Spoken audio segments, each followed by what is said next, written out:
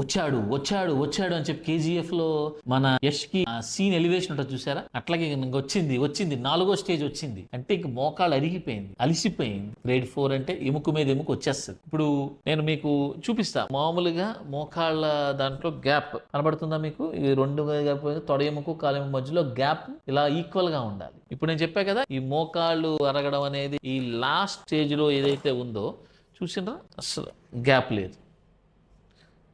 మొత్తం 4వ స్టేజ్ ఎముక మీద ఎముక వచ్చేసి కార్టిలేజ్ అరిగిపోయి ఎముక ఎక్స్పోజ్ అయిపోయి అది ఇట్లా అనుకోవడం వల్ల వచ్చే ఇబ్బందులు అనమాట ఇవంతా. సో మనకి 4వ స్టేజ్ వచ్చిందంటే మోకాలు వంగిపోయి ఉంటాయి, వాపులు ఉంటాయి, రాత్రి పడుకునే ప్రసక్తి లేదు, అసలు నుంచోలేము, కింద కూర్చోలేని పరిస్థితి, స్లోగా మన నడక స్పీడ్ తగ్గిపోతుంది. చాలా మంది అంటే నాకు 40 ఏళ్ళే 45 ఏళ్ళే 50 ఏళ్ళే అంటే మీకు 50 ఏళ్ళు ఉండొచ్చు, కానీ మీ మోకాళ్ళకి 60 ఏళ్ళు 70 ఏళ్ళు వచ్చేసినాయి. మీ మోకాళ్ళ వయసు మీకన్నా వయసు మించిపోయింది, దానివల్ల అది అరిగిపోయింది. మోకాళ్ళు అరగడం చాలా కారణాలు ఉన్నాయి, మనం ముందు మాట్లాడుకున్నాం. కానీ ఈ 4వ స్టేజ్ అనేది మనం గుర్తించాలి. మోకాలు డెఫినెట్ గా లోపలికైనా బయటకైనా వంగిపోయి ఉంటాయి. ఈ స్టేజ్ లో డెఫినెట్ గా మనం మోకాలు మార్పిడి ఆపరేషన్ చేయించుకోవాల్సిన పరిస్థితి. చాలా మంది నాకు ఆపరేషన్ అంటే భయం కాబట్టి నాకు వద్దు అనుకుంటారు, కానీ నిజాలకు ఎప్పుడైనా కటుగానే ఉంటే 4వ స్టేజ్ వస్తే ఆపరేషన్ తప్ప వేరే మార్గం లేదు.